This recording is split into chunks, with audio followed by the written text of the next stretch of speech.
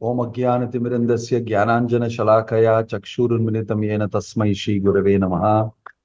Shri Chaitanya Manobhishtam Sthapitam Yena Bhutale Swayam Rupa Kadamahyam Dadati Swapadantikam Vandeham Shri Guruho Shri Yuta Padakamalam Shri Gurum Vaishnavamscha Shri Rupam Sagrajatam Sahagana Raghunathan Vitam Tang Sujivam Sadvaitam Savadutam Parijana Sahitam Krishna Chaitanya Devam Shri Radha Krishna Padan Sahagana Lalita Shri Vishakan Vitamscha Nama Om Vishnu Padaya Krishna Prasthaya Bhutale Srimate Bhakti Vedanta Swami Nitanamane Namaste Saraswate Deve Gauravani Pracharine Nirvisesha Shunyavadi Paschatya Deshatarine Jayasi Krishna Chaitanya Prabhu Nityananda Shri Advaita Gadadhar Shivasadi Gaura Bhakta Vrinda Hare Krishna Krishna Krishna Hare Hare Hare Ram Rama Rama Hare Hare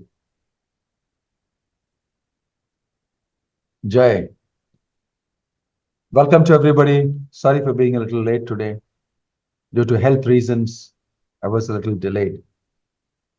Hare Krishna Maharaj. We are on text 41 of the Light of the Bhagavat in this wonderful month.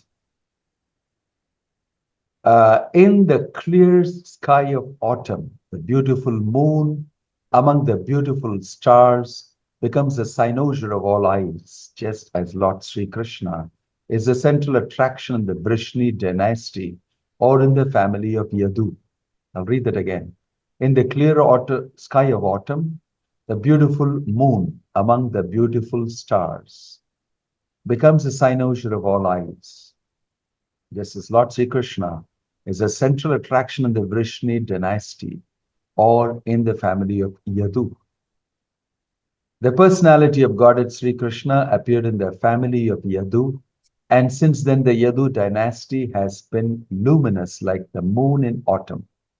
The appearance and disappearance of the Lord are similar to the appearance and disappearance of the sun. The sun is first seen on the eastern horizon, but that does not mean that the sun is the sun of that side. The sun is fixed in its own orbit, and it neither rises nor sets. But because we first see it on the eastern horizon, we may say that the sun rises on that side. Similarly, the appearance of Godhead in some particular family does not mean that he is limited by obligations to that family. He is fully independent and may appear and disappear anywhere and everywhere because he is all pervading. Okay, can I ask Sita Premamai to read the next paragraph and continue? Hare Krishna Maharaj. Less intelligent persons cannot accommodate the appearance and disappearance of the Lord as an incarnation, but there is no sound reasoning to support such unbelievers. If God is all pervading, like the power of electricity, he can manifest himself at any place within his creation. When he is within, we cannot see him, but when he is without, he is seen by everyone, although very few know him as he is. Everyone sees the sun every day, but that does not mean that everyone knows what the sun actually is. Similarly, when Lord Sri Krishna was present 5,000 years ago, very few could know what he was. Anyone who comes to know him as he is becomes liberated at once, and while leaving this present body, such a knower goes back to God, never to return to this universe of manifold miseries. In Bhagavad Gita 4.9, the Lord confirms this as follows. Janma karma chame divyam evam yo veti tatvatah tyaktva deham punarjanma naiti mam eti so Arjuna. My birth and activities are all transcendental.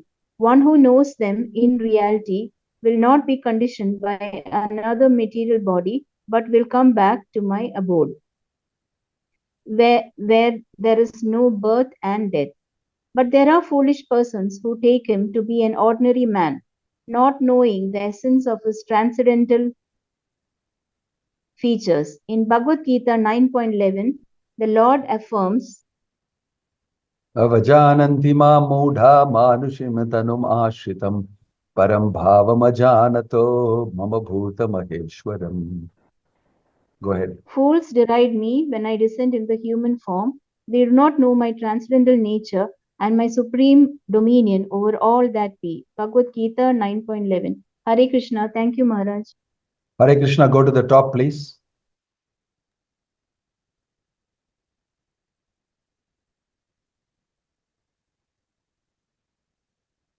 In the clear sky of autumn, the beautiful moon among the beautiful stars becomes the cynosure of all lives.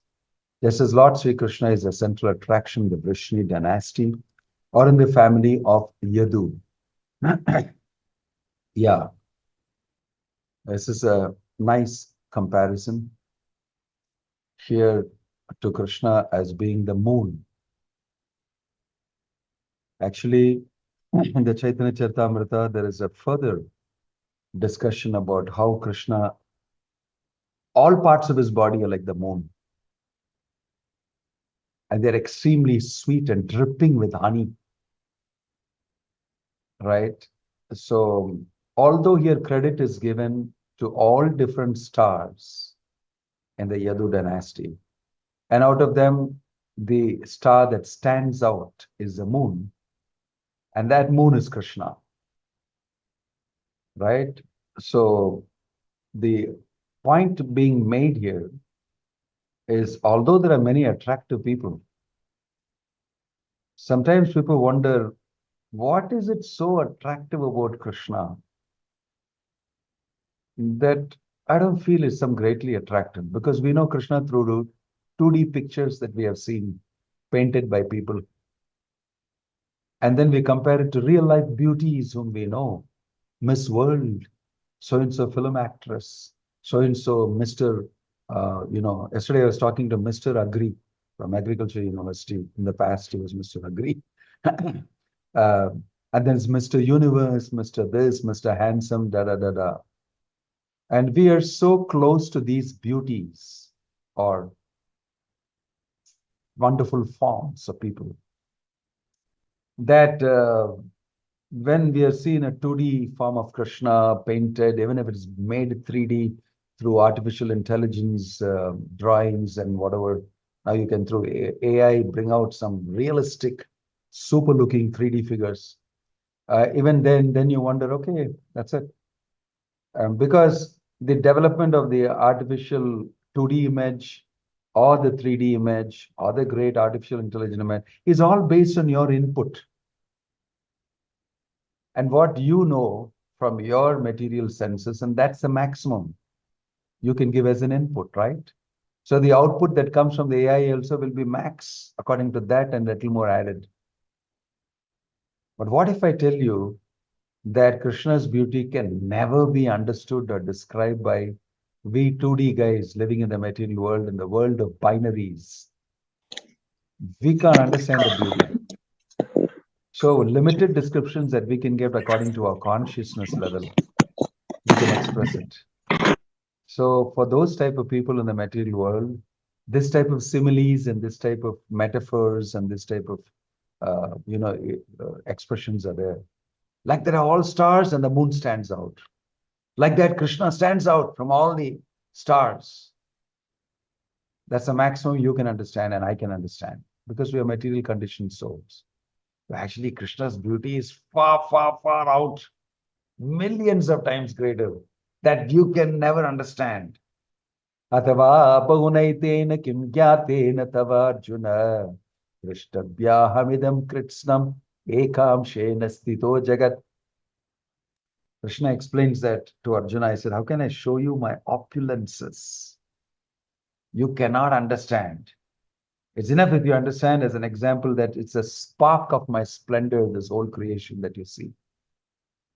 Ekam amshena stito jagat. Similarly, Krishna's beauty, when we describe it or when Krishna describes it for our understanding, can be a very small thing. Because only if you have devotion for Krishna can you enjoy and see that full beauty.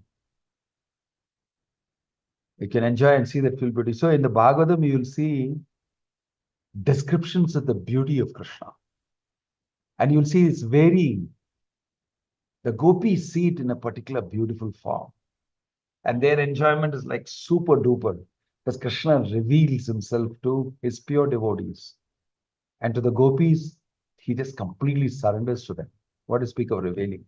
So they actually get to see the complete beautiful form. And amongst the gopis, Radharani gets to see the most and experience the most.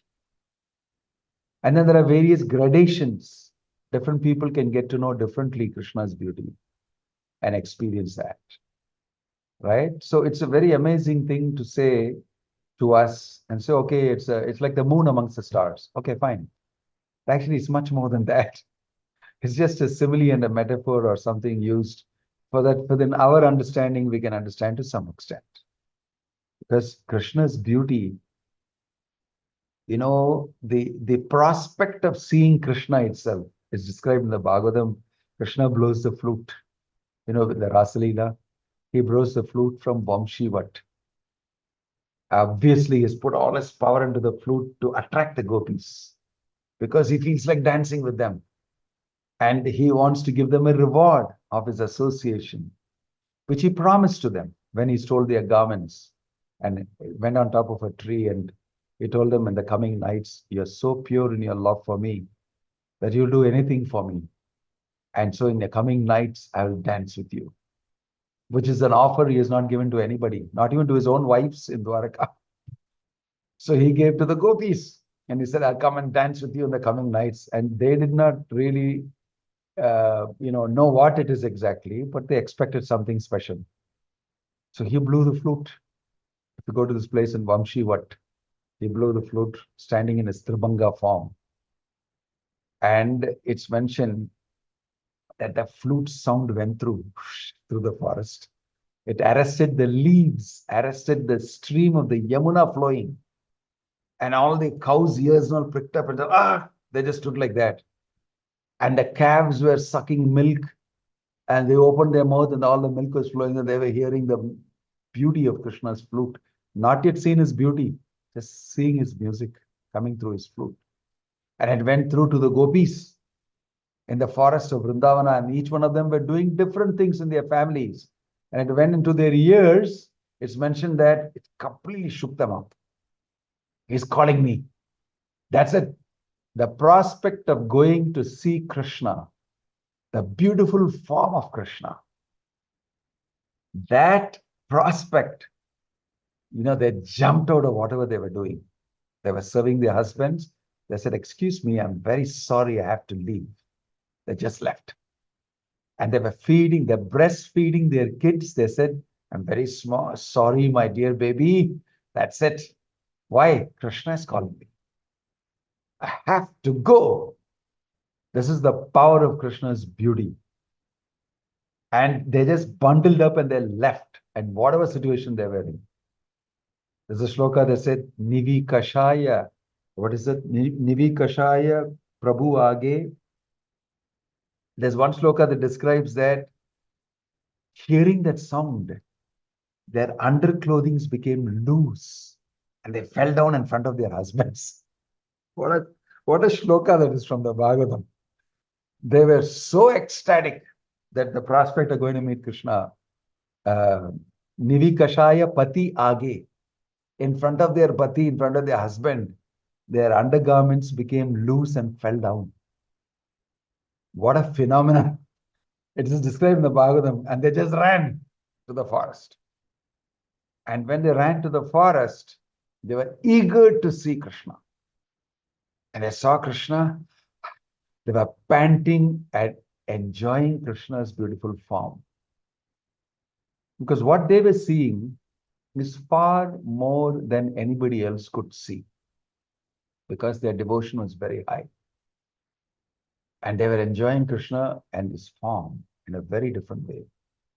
So in the Chaitanya Charitamrita, Krishnadas Kaviraj describes that look of Krishna, which the gopis went to see. It describes them as moons. There were 22 and a half moons. Krishna's face is compared and his body is compared to. He had, each of his fingertips was one moon. Each of his toe tips were one moon. So that's 20 moons. Then Krishna's whole face was a moon. And then his forehead was a moon. Then his smile was a moon. Like this, 22 and a half moons. They were very powerful. And then it seems that through the eyes, his eyebrows were like as arrow, what do you call, bow of an arrow. And then through that, he was sidelong glance at the gopis he was giving. A glance was a shot of an arrow from the bow of his eyebrows and his eyes. And they were getting pierced by it. Each one of them, he was looking at each one of them like that, and they're getting shot by Krishna's arrows as he looked at them like that. And they were floored, that look of Krishna. So this is not just dramatized just like that. These type of looks cannot be given by anybody in this world. These are not ordinary looks given by some models and some film actresses and actors and somebody. That is lust. This is prema. This is love. Nothing material about it. So Krishna's form, when it says moon, the moon is analyzed. What's the meaning of that moon? Moon is very cooling, very different from the sun. Sun is cruel and harsh heat and light. But the moon's light is very cooling, very pleasant. And you just like to be in the moonlight. The nice breeze will blow. Like I see now in Coimbatore, like in the evenings, you sit in the terrace, the nice breeze blows, and there's a moon and moonlight. And except for the traffic noise, everything is so wonderful. Those days when the road was not here and the construction was going on, we were sitting and enjoying it like nothing. The road was not here, this traffic. It was really peaceful. And I'm just trying to explain to you what's a pleasant feeling under the moonlight. That multiplied 1,000,000 times is what is the type of experience you get in seeing Krishna and his 22 and a half moons. Described by Chaitanya Chaitanya,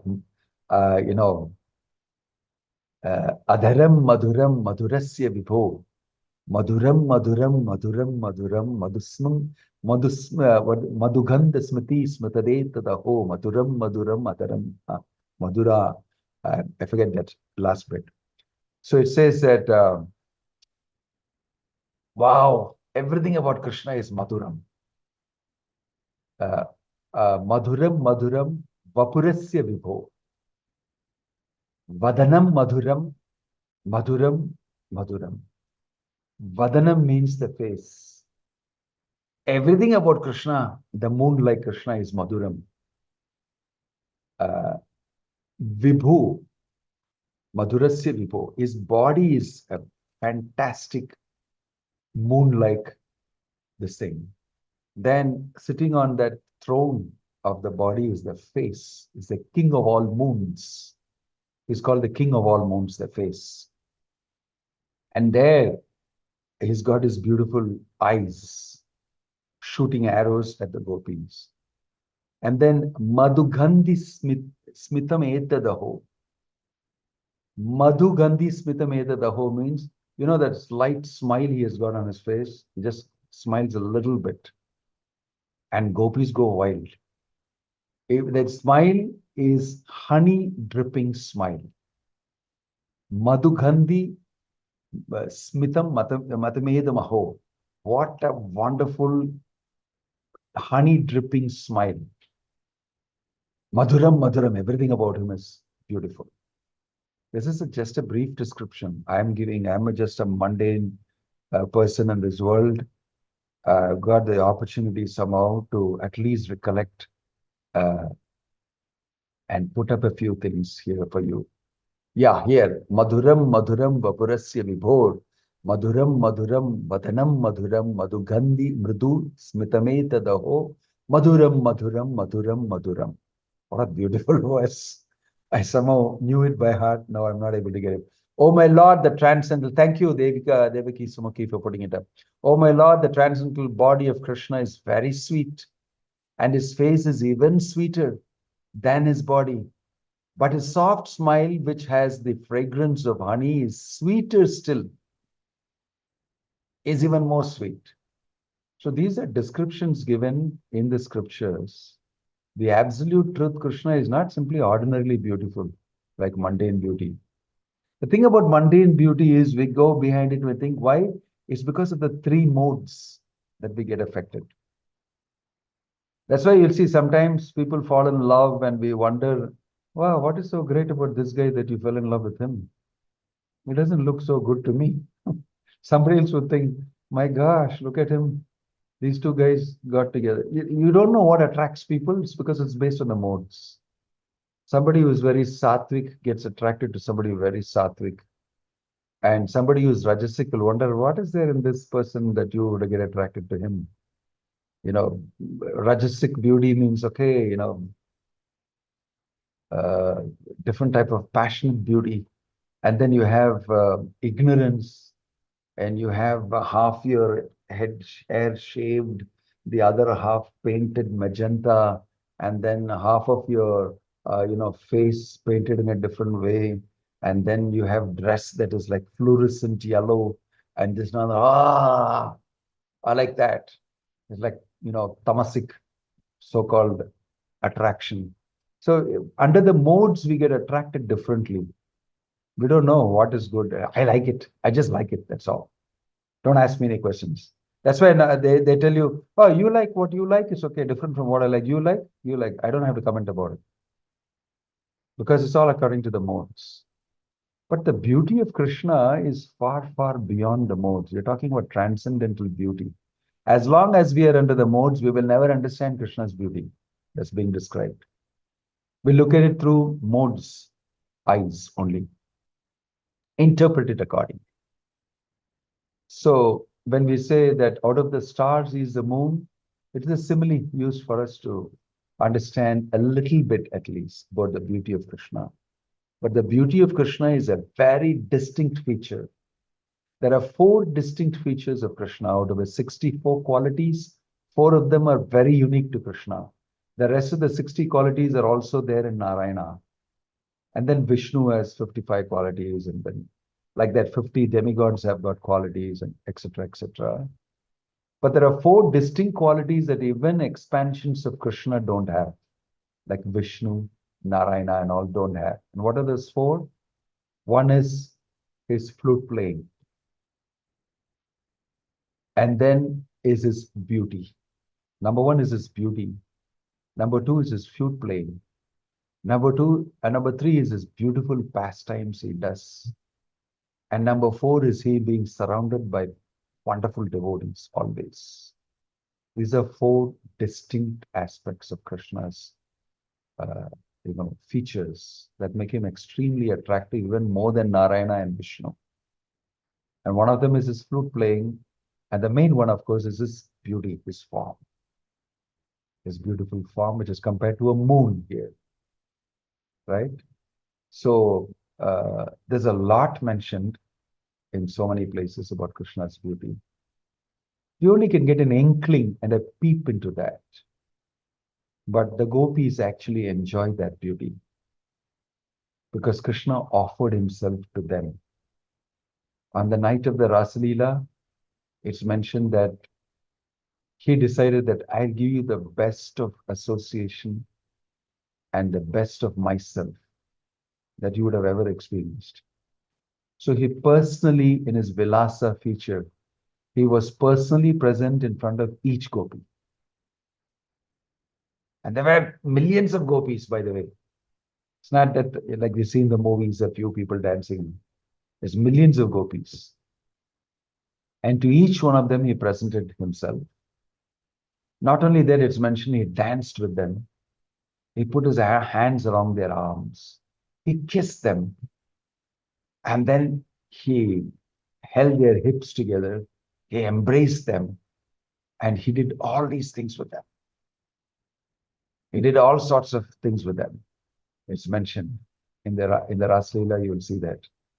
Normally, we advise, and Prabhupada also said, don't get into reading the Rasa Leela unless you're mature enough to understand what is being described there. Because there the gopis are all hardly 8 years old. Krishna is dancing with them. So there's no question of any bit of lust involved at all. Not even a 0.00001% raised to the power of n, where n tends to infinity in mathematical terms. Not even a small bit of it. Everything is 100% pure love. And in that pure love, you can actually appreciate Krishna's beauty without any lust inhibiting you. In this material world, we can become emotionally attracted to somebody, and that gets always spoiled by lust. And the way it operates in this world is very crazy because we want to exploit and enjoy. But the gopis were in the mood of service. What can I do to make Krishna happy? And they were doing that. Therefore, they were enjoying something very, very great in terms of enjoying the form and the beauty of Krishna. That's a very big topic. What is form? What is beauty? What is illusion? And we are all under enjoyment of illusion, so-called, but we don't last. So when it's described here, you may know of many stars. Out of that, the moon stands out like that. You may know of many beautiful people in this world. In the heavenly planets, they will speak about Ramba, Kilotama, Menaka, Urvashi, da da da da, and all that. It's all nothing compared. It's all very material examples. So the Bhagavatam describes that, and it compares the beauty of Krishna is incomparable. So Krishna is inviting us into his association. And if we indulge in Krishna consciousness, by purification, we gradually get to appreciate the form of Krishna. In order to do that, only we worship the deity form of the Lord. That's why part of our sadhana is to worship the deity, to serve the deity form of the Lord. If you're not having your own deity form at home that you worship, you don't have time, that's okay. You go to the temple, you see the form of the Lord, Radha, Krishna, Jagannath, Balaram, Subhadra, Gaur, Nitai. You see the beautiful forms of the Lord, and you offer some service to the form of the Lord. Right? This slowly purifies you, gets you rid of the modes as you keep chanting, seeing the deities. And slowly, slowly, you get to appreciate the form of the Lord. And gradually, you can actually experience it. Gradually experience it. And it becomes a reality for you. Like Dhruva Maharaj, 5 years old, very angry, being refused a position on his father's lap, has gone to the forest under the advice of his mother that I can't do anything much for you, but it's only the Lord, Supreme Personality of Godhead, Narayana, who can do something for you. My dear child, please depend on the Lord. She gave wonderful advice, the best of parenting moves that I've ever seen anywhere. So he took it very seriously. I listened to my mother. I love my mother. I'm very torn by the affection of my mother. I listened to her. So he went to the forest. And in a very determined way, he performed austerities under the instruction of Narada Muni, who initially started testing him to see whether this guy is very serious or not. And he advised him, why don't you go back? You are just a Kshatriya. Why are you taking these insults very seriously? And Dhruva said, I'm sorry, sir, I'm here for this purpose. My mother has told me, and it will happen. And if you can help me in that direction in some way, please help me. Otherwise, forget it. I'm not going to listen to you. I'm not going back home. So Narada Muni actually felt very happy. He's very, very determined. And therefore, he initiated him, gave him a mantra, and he told him how to worship the deity form of the Lord in the forest. And he said, if you do that, and then if you meditate on the form of the Lord, you will be able to see him. So he did deity worship. Then that deity worship became so deeply embedded in his heart that he was meditating on the Lord in the heart. so deeply, even better than he was doing deity worship. And then one fine day, he opened his eyes because the Lord disappeared in his meditation. So he opened his eyes, and lo and behold, that same Lord was standing in front of him. And Dhruva, for the first time, saw with his own eyes the form of the Lord. And that's described so beautifully in the Bhagavatam. And he was like, he wants to glorify the form of the Lord, and he can't speak because he's just 5 years old. He doesn't know. He has never been to any school. He has never got educated. So the Lord touched him with his conch shell on his forehead. Here, you can express yourself. Yo anta pravishta imam prasuptam sanjeevayati akila shakti dhara swadhamna anyamscha hastan charana shravana chiragadin prana namo bhagavate purushaya tubhyam. Very beautiful shloka. The first thing he says is, "Oh my Lord, who has entered me and enlivened my senses, my hearing, my seeing, my feeling, my touching, and your by your mercy. Yo anta pravishta mamavacha mimam prasuptam sanjeevayati akila shakti dhara swadhamna." You have rejuvenated my senses and have awakened spiritually. And therefore I'm able to see you. And he couldn't take his eyes off. Brilliant form of the Lord presented to him. You have done a lot of hard work, young boy, meditating on me as per the instruction. Narada Muni, here I am, rewarding myself to you. And when he saw that form, he said, I've forgotten every other desire I have. I'm a foolish idiot to have even desired for anything else apart from this beautiful form darshan that he gave me. I was looking for broken glass. You've given me diamonds. And this way, Dhruva Maharaj actually saw the form of Narayana in his four hands. The gopis saw Krishna in his original form. Venum kvanantam aravinda dalayatacham barhavatam samasitam buddhasundarangam tandarpakoti kamaniya vishesha shobham govindamadi purusham tamaham vacham. In this way, what's being spoken here as the moon is given a very small hint towards the huge, deep topic of the form of the Lord, which is a reality. So the form of the Lord is the most important reality. He is not formless. His form is so amazing. It's out of this world. It has got nothing to do with a material form. Therefore, he is called Nirguna. He doesn't have any material form. That doesn't mean he doesn't have a form.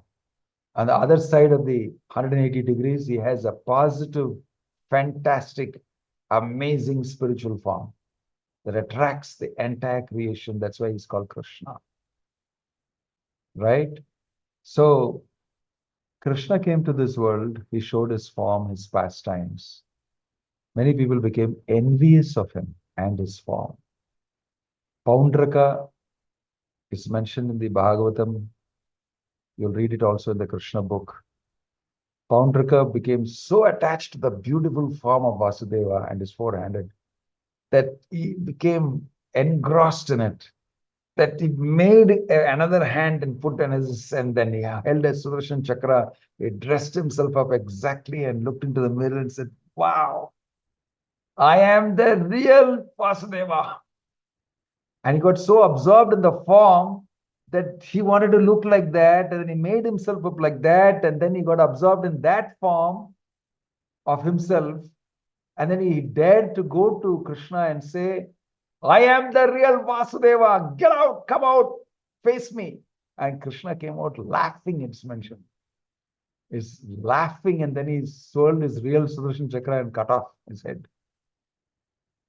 But Krishna said, you are so attached to my form. I'll give you Sarupya Mukti. I will give you this form in Vaikuntha Loka. Sarupya. People get very attached to the form of the Lord. Okay, you can have my form. You can be a Vaikuntha Vasi with my form. So in Vaikuntha it is mentioned that All of them have Krishna's form. I mean, five-handed, four-handed Narayana's form. So he got Sarupya Mukti. Why? Although he was so demoniac in his tendency to say that I'll kill you, I am the real Vasudeva. But Krishna said, I mean, anyway, you've fallen in love with my form, which is a good quality in you. And he gave him liberation. Sorry, Krishna is so kind. So the form of the Lord is very attractive, very, very attractive. So that's why we are asked to meditate on the form of the Lord. That's why we do deity worship. We are very personal in our relationship. Krishna is a personality. He has a beautiful form. I like that form. And the more you get attracted to the form of Krishna, the less you'll be attracted to other forms of this world, Prabhupada said. So, moon like Krishna. In the US, we have this place called Kala Chanji restaurant.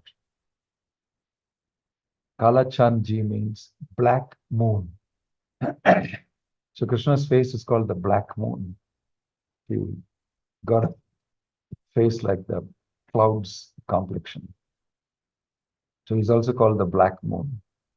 And he's got a very beautiful smile, which attracts everybody in Vrindavan, especially the gopis, so much.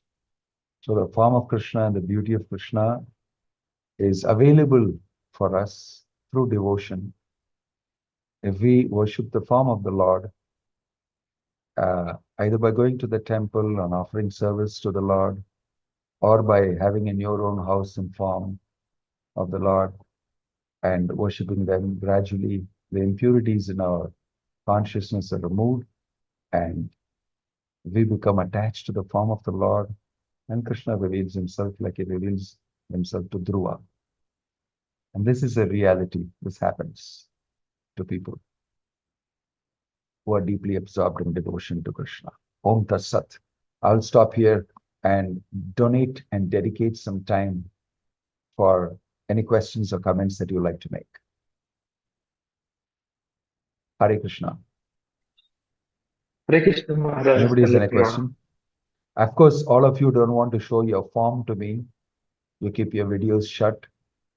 I know that you want to protect me from the maya of the material world, and you're very considerate, and therefore you don't show. I'm sorry, I'm joking. Right. That might have been a serious topic, but I'm excited about the verse saying that Krishna is the moon. And therefore, I shared a few snippets from different aspects of the Bhagavat and the Chaitanya Charitamrita. Right. Does anybody want to make a comment or have a question? Yes. Thank you so much, Maharaj, for the wonderful lecture. And when you're saying about the Krishna's beauty, and I can see your face was glowing so much. Uh, I uh, I just enjoyed that, the beauty in your face and you remembering Krishna. And, Well, be uh, careful. That's nothing compared to. Anyway, go yes, ahead. Go Maharaj. ahead. Go ahead. Yeah, your question? And yeah, I don't have any question, Maharaj. But so you're saying that Krishna, even for the demons, he gives, um, he sees only the positive things that they do. I was just remembering about the Putana. Even Yes. she was trying to kill Krishna. He saw that she was trying to milk him. So that was one thing I was remembering. Yes, very famous shloka in the Bhagavatam. Aho bakiyam stanakalakutam jikhamsaya yadapi sadhavi lebe katim dhatri uchitam tatonyam kamva dayalum sharanam tvameva. This shloka itself has attracted a lot of people. It attracted Shukadeva Goswami, who was in Brahman realization, and went away from his house, didn't even turn around and look at his father Vedavyas. And He heard the shloka sung in the forest by some disciples collecting firewood. And then it broke his meditation on Brahman. And he came to him and said, what did he chant? Say that again. And they chanted, Ahobakiyam Stanakalakutam. And he said, where is this from? This is from the Srimad Bhagavatam. Who is teaching him? Vyasadeva, we are Vyasadev's disciples. And they chanted more shlokas. And he went back with them to the ashram because he's so attractive. Why? Because he says, Kamva Dayalum Sharanam Tvameva. Who else is more merciful that I can surrender to? Why? Ahobakiyam Stanakala Kutam. That stana means your breast. Stanakala Kutam means Putana rubbed Kalakuta poison on her breasts and came to feed Krishna. Asadevi, such a deadly female she was. A very low, language for her. Asadevi she was. Lebhe gatim datri tata uchitam tatonyam. But lebhe means profit, labh. And you know what she got as profit? Gatim dhatri. Gati means the end destination was she became Dhatri. Dhatri means one of the 7 mothers, a nurse for Krishna in the spiritual world. Krishna gave her that position. Why? You came to breastfeed me. You're like my mother. Of course, you had other intentions as Kamsa's representative. That's okay. But there's one amazing intention you had. You came to feed me with milk of your breasts. I give you position as my mother in the spiritual world. Kamva dayalum sharanam tvameva. Who else is more merciful that I can surrender to? When Shukadev heard this, he said, I want to go back. He went back to Vyasadeva. He learned the whole Bhagavatam from him. So, Krishna's merciful nature, right, he gave somebody who came to kill him a position of mother in the spiritual world. These are all qualities of Krishna. He's not a cheap, low-class, mundane person who takes revenge on somebody and all that. He's beyond all these dualities. He saw that small speck of devotion that she has, or devotional service that she intends to do for me. He took that as the main thing and gave her a big destination. Right? So Prabhupada often told us that Krishna is very kind, Krishna is very merciful. A little bit of service from you sincerely, he will reciprocate with you. Okay? So we can get an experience of that beautiful Krishna. It is not fiction. It's real. It will happen to you. It's just that we have to manifest that devotion. That's the test. Okay? Thank you for that question. Anybody else has any comment or question? Because I know it's a working day, Friday, and you all must be brain dead having worked in the office or in your business or tended to your household duties or whatever. And the time is 8:30. Yeah. Maharaj, we always read about the sidelong glance of the Lord. What exactly is the meaning of that? Well, you're exciting me actually. Sidelong glance is spoken about a lot in the Bhagavatam and many exotic scriptures describing Krishna's Leela with the gopis. You will see it mentioned even in the Govardhana Leela. You know, Govardhana Leela, he had specially dedicated 7 days with his devotees in Vrindavan. Okay, I'll do nothing else. I'll do nothing else but just being with you. Because you're my devotees. That's why he did that Leela, it's mentioned. With the cowherd men, with the cowherd women, with the boys, with the girls, with the cows. I give exclusive time for you. That's what is Govardhana Leela. And he was lifting that hill on his little finger of his left hand. And there it's mentioned, the gopis were looking at him. First time they got a chance to look at him fully, with no disturbance. And Krishna gave it to them. And then they were cursing Brahma, of course, for making eyelids that close and spoil and interrupt my looking at Krishna. Jada udikshatam pakshmakrit drisham. He said, Jada. He has no brain, this Brahma. designing the eyes like this with the eyelids that close. What's wrong with him? With Krishna standing in front of him, eyelids should never close. This is complete nonsense, bad design. This is what they were telling. And at that point of time, the boys were telling Krishna, Krishna, it's very dangerous. You're balancing the whole hill on his little finger, first of all. And I know what happens to you if you look on the side of Radharani. I beg of you, don't look that side. She's looking at you. And then they were telling the gopis also, please don't make the mistake. Huh? If you look at him, he'll become bewildered. He'll drop, this whole hill will fall on our head. Everybody will die. Please don't look at him. But then the gopis, it seems, couldn't control themselves from looking at him. And then they were holding his leg and telling, the gopas are telling Krishna, don't look that side. Because it's mentioned many times that Krishna was looking at the gopis and milking the bull. He was doing all sorts of things. He gets completely bewildered when he looks at Radharani. And all funny things, there are lots of leelas like that. So they told him, you best thing you should do is never look that side. So he's saying, okay, because gopas are very close friends. But then he can control himself. There it's mentioned he gave a sidelong glance at the gopis. Because they said, don't turn your head and look straight at the gopis. So he was keeping his head like this towards the gopas. And then on the side, he was looking at the gopis. If you read that, you will see. That's a famous sidelong glance, which the gopis enjoy very much. His whole eyes is visible. The white of his eyes is visible fully, and the pupils go to one corner, and his eyes look very beautiful. Venum Kwanantam Aravinda Dalayataksham Barhavatam Samasitam Buddhasundarangam. So they look very beautiful, right? It's very big. I heard one description of his, it goes from the side of the nose to almost the ears, his eyes. It goes like that, almost to the ears. And on his cheeks, there's reflection of his Makara Kundala. That's the type of complexion he has.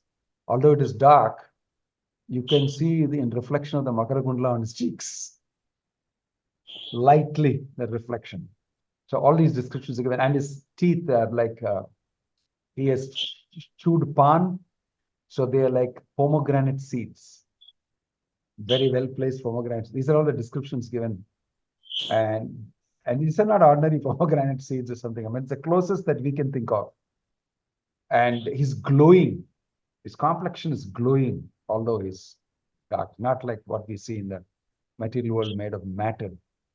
So these things are given, and in that, with his all his Makara Kundalam hanging, and his crown, and his hair, a disheveled hair. His hair is spread out like that, and that makes him look even more beautiful. And that also the gopis sing about. What is that sloka? When you come back from your, forest every day, what is it, sloka? I forget the beginning of that. In the Gopika Geetam, your whole Ghana Rajaswalam Darshayan Muhur, that thick dust is on your hair. And we love to see that darshan of yours with your hair covered with dust of Vraja Raja. All the cows are kicking off the dust, and the sun is setting, and in the background you come with your hair filled with the dust, and you're blowing the flute.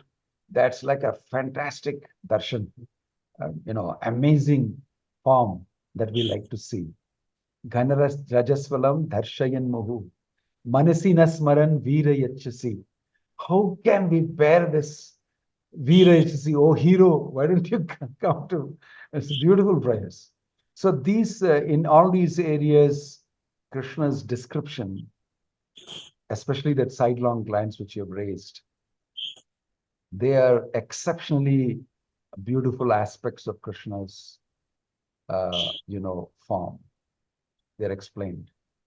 If you go and look at our deities in Punjabi Bagh in Delhi, you will see Krishna is blowing the flute, but he's not looking at the audience, he's looking at Radharani. It's a sidelong glance deity. Radharani is standing next to him and he's looking at Radharani. He's not looking at the people in front. If you observe very closely, you'll see that. In many places, you will see the picture that Krishna is looking at Radharani. Either he's blowing his flute, his head is cocked to this side, and his eyes are like looking at Radha. So in many temples, you have that sidelong glance of Krishna also in the deity form. I hope that helps you in some way. The mysteries of the sidelong glance, I am not qualified to speak much, but I am just trying to recollect some of those things mentioned by Acharyas. Okay. Anybody else would have to comment anything or have a question? If not,